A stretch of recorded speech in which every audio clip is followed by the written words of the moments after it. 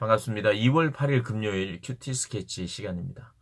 오늘 본문은 마가복음 13장 1절부터 13절까지의 말씀입니다.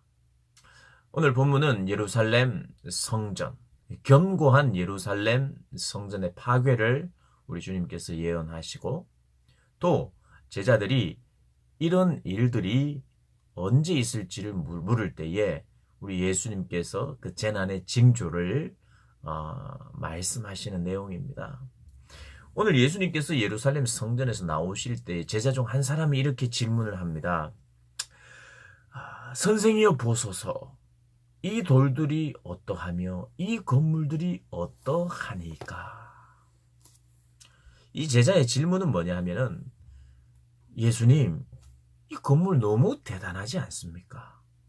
실제로 이 예루살렘 성전, 이때 예루살렘 성전은요, 헤롯 대왕이 이 바벨론 포로를 마치고 돌아와서 예루살렘 성전을 다시 지을 때에 지은 그 건물을 개축하고 또 보완하고 이 확장을 하면서 정말 화려하고 웅장하게, 정말 크고 견고하게 이 헤롯 대왕이 이렇게 보수를 했습니다. 그리고 예수님 시대에도 아직 보수 중이었어요. 전 세계에 흩어져 있는 수많은 유대인들이 헌금을 하고, 그래서 이 예루살렘 성전을 정말 화려하게 꾸몄습니다. 그래서 세계적으로 가장 큰 건축물 중에 하나라고 손꼽힐 만큼 그렇게 웅장했습니다. 그리고 이 역사학자 요세푸스는 여기에 쓰였던 이 돌들이 크기가 한 20m가 됐다고 이야기합니다. 20m. 그러니 하나의 돌이 그렇게 좋은 돌을 가지고 와서 굉장히 견고하게 세워졌다는 거예요. 근데 예수님이 이 예루살렘이 멸망할 것이다. 이 예루살렘 성전이 파괴될 것이다. 돌 위에 돌 하나 남지 않도록 완벽하게 파괴할 것이다. 이것은 심판을 말하는 것입니다. 이제까지 이 종교 지도자들의 외식, 겉만 화려한, 마치 예루살렘 성전처럼 이 안에 정말 진정한 예배와 예배자들이 모이는 기도하는 내 집이 아니라 겉만 화려한, 사람에게 인정과 존경을 받기를 원했던 그 종교 지도자들처럼 건물도 그것을 나타내는 것. 그래서 예수님이 이 건물과 더불어 이스라엘을 심판하시겠다는 내용이 나옵니다. 물론 심판은 새로운 시작을 이야기하는 거예요. 진정한 이 왕권을 가지고 오실 주님으로 말미암아 새로운 시대가 열리고, 교회의 시대가 열리고, 새로운 공동체, 하나님의 가족의 시대가 열리는 그러한 사건이기도 합니다. 그러나 재난이죠. 이미 그들이 죽임을 당할 것이고, 수많은 이들이 포로로 끌려갈 것이고, 결국에는 예루살렘 성전이 파멸하게 되니까요. 그래서 이 제자들이 예수님께 묻습니다. 언제 이런 일이 생기겠습니까? 언제? 성전이 파괴되고 예루살렘 멸망하겠습니까? 언제 심판이 일어납니까? 이렇게 묻자 예수님이 먼저는 내 이름으로 미혹하는 자들이 올 것이니 조심하라. 이 일이 일어날 때는 난리의 소문이 있을 것인데 그때는 두려워하지 말라. 이런 일이 있어야 하겠지만 아직 끝은 아니다.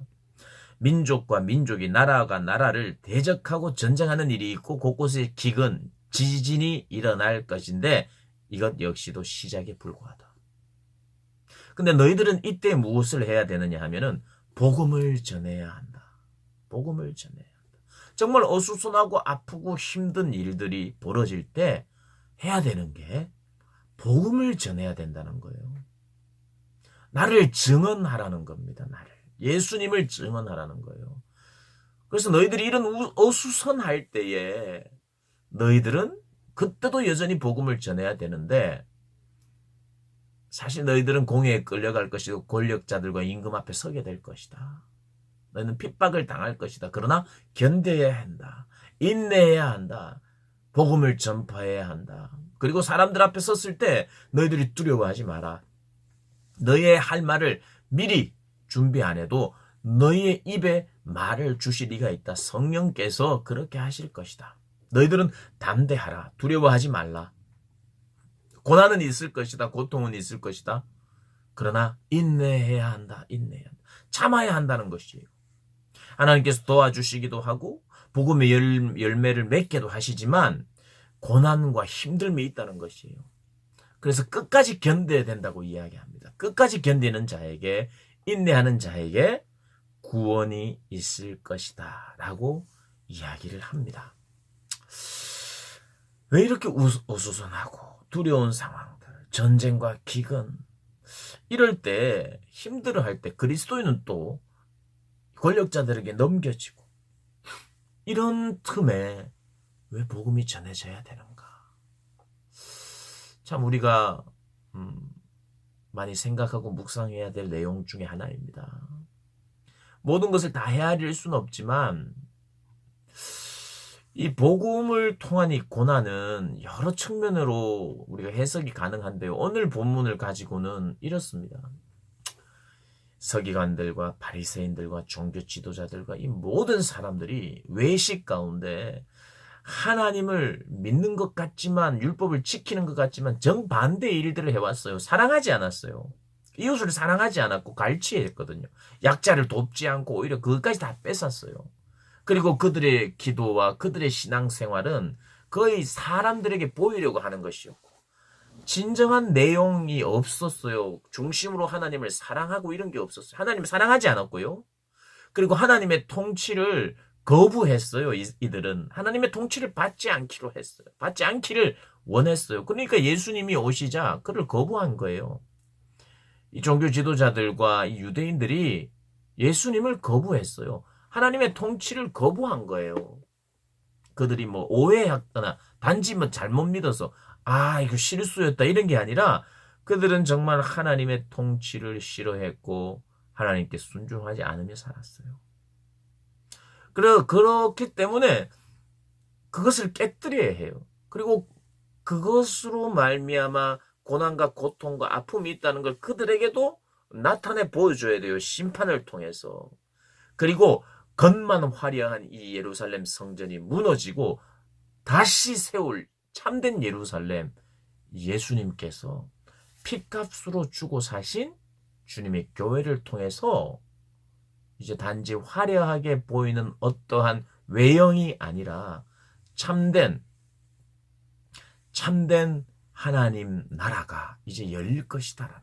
그러니까 이 심판은 새로운 시작을 또 알리는 것이기도 합니다.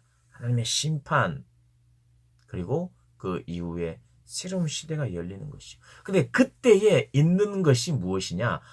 복음의 확장인데 이 복음의 확장은 고난과 아픔을 동반할 수밖에 없어요. 전쟁과 기근과 아픔들이 있고 하나님의 심판의 손길들이 있고 또 그곳에서도 그때도 복음을 전할 때 거부하는 이들이 있기 때문에 복음은 항상 환영을 받았던 것이 아니라 더 많은 경우에 거부해왔어요. 그래서 그 거부를 뚫고 나가기 위해서는 고난이 필요하고 순교의 피가 필요하고 끝까지 포기하지 않음이 필요했어요. 오늘 본문의 이야기처럼 끝까지 두려워하지 말고 넘겨져도 복음을 전하고 임금과 권력자들 앞에서도 복음을 전하며 그때 성령이 역사하실 것이고 아랠 이야기를 줄 것이고 복음의 열매는 있을 것이고 이런 가운데서도 너희들은 인내하며 주님을 의지하라 말씀하십니다. 그냥 쉽게 넘길 수 있는 그런 내용이 아닌 것 같아요. 참 이 복음의 어떤 능력 그리고 복음이 전파되는 길들 그리고 그 속에 있는 여러 가지 주변 환경들 이런 것들을 우리가 깊이 묵상해야 합니다. 사랑하는 고등부 학생들 우리 선생님들이 오늘 이 본문을 깊이 묵상하시면서 우리의 삶에 앞으로 펼쳐질 복음 때문에 가질 고난이 있다는 거 반드시 기억하면서 신앙생활 하시는 우리 모든 분들 되시기를 주님의 이름으로 축복합니다.